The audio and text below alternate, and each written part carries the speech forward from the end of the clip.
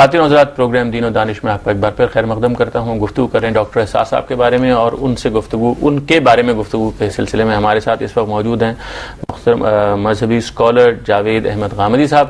غامدی صاحب السلام علیکم. وعلیکم السلام. غامدی صاحب، ہم گفتگو کر رہے ہیں ڈاکٹر احساس صاحب کے بارے میں، اور ہمارے ساتھ تشریف فرمائے ان کے صاحبزادے عاقب سعید صاحب. میں چاہتا ہوں ڈاکٹر صاحب کے بارے میں آپ کوئی اپنا تاثر بیان کریں. ڈاکٹر صاحب اسلام اور مسلمانوں کی متاع عزیز تھے. وہ ہمارے لیے ایک بہترین مثال ہے کہ ایک شخص نے اپنی زندگی کا ایک مقصد قرار دیا اور پھر بڑی استقامت اور بڑی عزیمت کے ساتھ اس مقصد کی خدمت میں اپنی زندگی بسر کی. ڈاکٹر صاحب ایک وسیع المطالعہ شخصیت تھے. ان کی جدید قدیم چیزوں پر بڑی اچھی نظر تھی اور وہ اپنی بات کو بڑے سلیقے کے ساتھ کہنے کا ہنر جانتے تھے.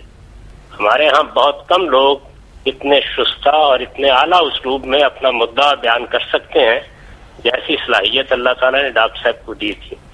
پھر انہوں نے پوری کوشش کی کہ جس دینی تصور کو وہ درست سمجھتے تھے اسے لوگوں کے ذہن میں اتاریں، اس کے مطابق ان کی تربیت کریں. اس کے لیے انہوں نے ایک تنظیم بھی قائم کی. اس لحاظ سے وہ بڑی ہمہ جہت شخصیت تھے اور اپنی زندگی کا ایک ایک لمحہ انہوں نے اپنے اسی مقصد کی نظر کر دیا. ان کی ایک بہت بڑی خوبی یہ بھی تھی کہ وہ جو کچھ صحیح سمجھتے تھے اسے برملا کہتے تھے. اس میں ادنا درجے کی کوئی مداحنت کبھی نہیں کرتے تھے، اور انہوں نے اپنے بچوں کو، اپنے اہل خاندان کو بھی اسی مسلک کا پابند کیا، اور ان کو بھی یہ ذوق دینے کی کوشش کی کہ وہ اپنی زندگی انہی مقاصد کے لیے بسر کریں جو ڈاکٹر صاحب کے اپنے مقاصد تھے.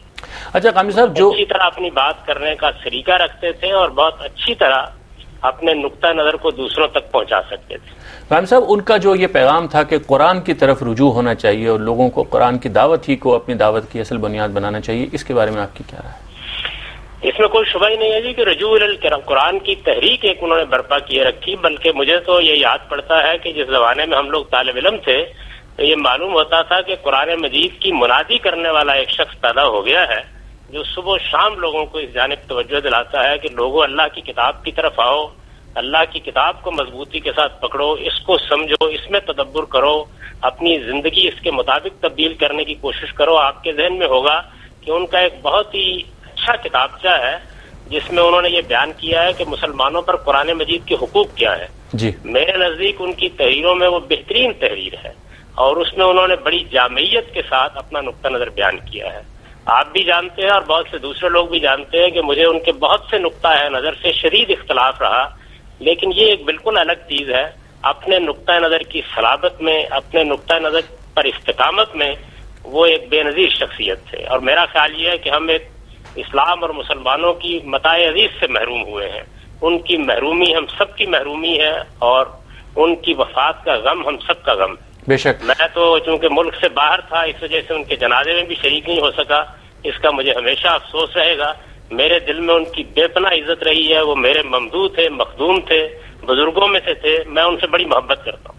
یہ عاقب سعید صاحب بیٹھے ہوئے ہیں جی، یہ آپ کی بات سن رہے ہیں اور میرا خیال ہے کہ آپ کے جذبات ان تک پہنچ گئے ہیں. میں آپ سے یہ بھی دریافت کرنا چاہتا ہوں کہ آپ سے بات کرنے سے پہلے ہماری شامی صاحب سے بات ہوئی، ڈاکٹر جاوید اقبال سے بات ہوئی، ہمارے ڈاکٹر شاہد مسعود سے بات ہوئی. یہ معلوم ہوتا تھا کہ وہ سب لوگ ایک چیز پر متفق ہیں کہ اگرچہ کچھ باتوں پر ان سے اختلاف ہو سکتا تھا، لیکن وہ اپنے نظریے کے نظریے سے اس درجہ کمیٹڈ تھے کہ وہ اس کو اصل میں اختلاف سے بالاتر سمجھتے تھے. وہ یہ سمجھتے تھے کہ وہ دین کا اصل حکم وہ ہے، اور وہ ان کی ڈیڈیکیشن کا اصل میں اظہار تھا. میں تو یہ سمجھتا ہوں جی کہ ان کو مثال کے طور پر پیش کیا جا سکتا ہے کہ ایک آدمی اپنے نقطہ نظر سے کتنی محبت رکھتا تھا، اس کی صحت پر اسے کیسا ایمان تھا، اور وہ اس کے لیے بڑی سے بڑی قربانی دینے کے لیے تیار ہو جاتے تھے. ان کا بغض اور ان کی محبت سب اسی نقطہ نظر کے تحت ہوتی تھی. غامدی صاحب، میں آپ کا شکریہ ادا کرتا ہوں. آپ نے ہم سے بات کی، بڑی نوازش. خدا حافظ. 2-3 باتیں میں چاہتا ہوں آپ اس پر کامنٹ کریں خاص طور سے. ایک تو اس سے پہلے ذاکر نائک صاحب نے گفتگو کی، یہ پیس ٹی وی پر ہم ان کو دیکھتے تھے، اور مجھے یہ بھی معلوم ہوا کہ ڈاکٹر احساس صاحب خود چاہتے تھے ایک چینل اس طرح کا قائم ہو جہاں وہ قرآن کی دعوت پیش کریں. کچھ بتائیے اس کے بارے میں. جی، ڈاکٹر ذاکر نائک صاحب پہلی مرتبہ 91 میں پاکستان تشریف لائے تھے. مجھے یاد ہے ہمارے ہاں قرآن اکیڈمی میں قیام ہوا، بلکہ مجھے یہ شرف اور سعادت حاصل ہے کہ میں نے شہر لاہور کی سیر انہیں اپنی گاڑی میں کرائی. تو یہ پہلا تعارف بھی تھا، اور اس وقت وہ جیسے کہ انہوں نے خود بھی فرمایا کہ شیخ احمد دیدات اور ڈاکٹر اسرار احمد ان دو شخصیات سے متاثر ہوئے. جتنے بھی محترم ڈاکٹر صاحب کی آڈیو ویڈیو کیسٹ اس وقت اویلیبل تھے وہ سب اپنے ساتھ لے گئے تھے، اور ان کا اسی وقت سے ایک تعلق بن گیا تھا. اللہ تعالیٰ نے انہیں بھی خدمت دین کے ایک بہت بڑے کام کے لیے چن لیا، اور ایک بہت بڑے محاذ پر وہ ماشاءاللہ جہاد کر رہے ہیں اور بڑی کامیابی سے کر رہے ہیں، اور ان کی بڑی اچیومنٹ ہے. اور اس فکر قرآنی کو جیسے کہ آپ نے بھی ابھی شاید مسعود صاحب بھی فرما رہے تھے کہ 9/11 کے بعد میڈیا نے ڈاکٹر صاحب کی آواز کو دبانے کی بھی کوشش کی، اور یہ ہر زمانے میں ایسا ہوتا رہا کہ حق کی آواز کو دبانے کی کوشش کی گئی ہے. لیکن ذاکر نائک صاحب نے قرآن کے اس پیغام کو ساری دنیا تک پہنچانے محترم ڈاکٹر صاحب کی آواز میں اس کی سعادت انہیں حاصل ہوئی ہے، اور ان کا بہت بڑا کنٹریبیوشن ہے. ایک محاذ پر وہ خود بہت عمدہ کام کر رہے ہیں، تقابل ادیان والا، اور وہ دنیا میں اپنا منفرد مقام رکھتے ہیں، کمپیریٹیو اسٹڈی آف ریلیجنس. اور دوسرے اس محاذ کے حوالے سے ان کا یہ کنٹریبیوشن کہ قرآن کا یہ انقلابی فکر اور حرکی تصور وہ بھی مسلمانوں کے سامنے آئے. تو یہ میں سمجھتا ہوں کہ ان کا بہت بڑا کارنامہ ہے، بڑا خدمت دینی کا ایک اہم مظہر ہے. اور جہاں پہ وہ دو ڈاکٹر جو ایکچولی میڈیکل ڈاکٹر تھے انہوں نے مل کے ایک اس مشن کو آگے بڑھایا. عاقب سعید صاحب، پروگرام کا وقت اب ختم ہو رہا ہے، میں چاہتا ہوں بہت مختصر اگر کوئی بات ایسی ہو جو آپ بیان کرنا چاہیں، جو شیئر کرنا چاہیں ہمارے ناظرین کے ساتھ ڈاکٹر صاحب کے مشن کے بارے میں، جس کو لے کے آپ نے آگے جانا ہے. جی، میں جیسے کہ شروع میں نے عرض کیا تھا کہ اس مشن کے دو حصے ہیں. ایک تو تعلق قرآن کے ساتھ جڑ جائے مسلمانوں کا، اس کو پڑھیں، سمجھیں اور عمل کریں، اور اسی سے انسپریشن لیں. ایمان اور یقین اور توکل، یہ ساری متاع یہیں سے حاصل ہوگی. تو یہ پیغام انہوں نے پہنچایا ہے، اب اس پر عمل کر کے لوگ آگے بڑھیں گے تو ان کے لیے صدقہ جاریہ ہوگا انشاءاللہ. مجھے احساس ہے کہ بہت بڑی تعداد میں پاکستان میں ہمارے ایسے دوست اور ساتھی ہیں جنہوں نے محترم والد صاحب کی وفات سے انہوں نے اپنے ان خیالات کا اظہار کیا، جیسے ہمارا بہت قریبی عزیز جو ہے ہم سے بچھڑ گیا. بالکل. تو وہ ہر گھر ہمارے کے اپنے اندر احساسات ایسے جہاں وہ سنے جاتے تھے، جہاں قرآن کا پیغام ان کی زبان سے پہنچ رہا تھا، وہ سب انہیں اپنی فیملی کا حصہ سمجھتے تھے، اور احسان مندی کے جذبات بھی ہیں کہ خیر کی بات ان کے ذریعے پہنچی.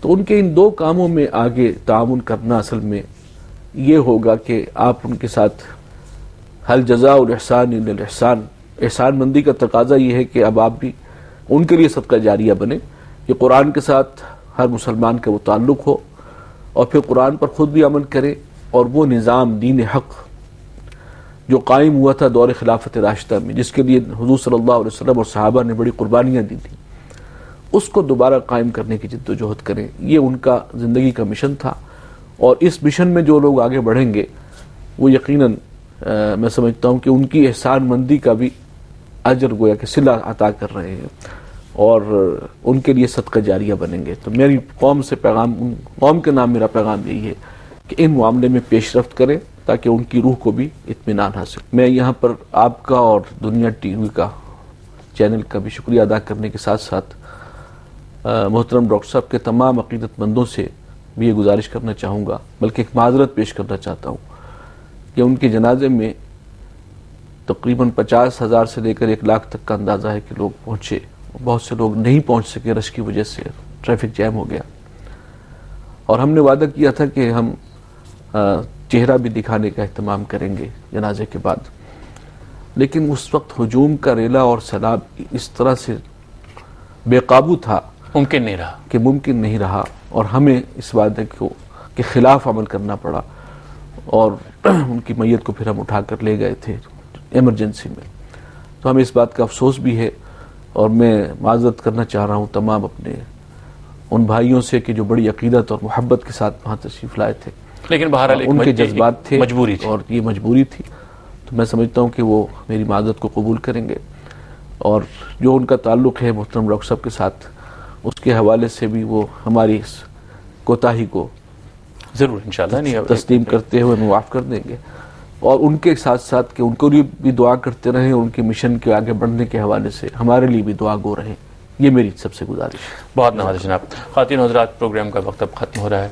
میں آپ سے اجازت چاہتا ہوں بہت شکریہ کے ساتھ، جیسے میں نے کہا عاقب سعید صاحب کا، لیکن ڈاکٹر اسرار صاحب کے بارے میں اتنی بات ضرور عرض کروں گا کہ ان کی ہمہ جہت شخصیت کا احاطہ کرنا آسان نہیں تھا. کچھ کوتاہی میری جانب سے ہوئی ہوگی، کچھ پروگرام میں وقت کے تقاضے ہیں، ہمیں اس کو ختم کرنا ہوتا ہے. اگر کوئی کوتاہی ہو تو اس کے لیے معذرت. اجازت دیجیے. خدا حافظ.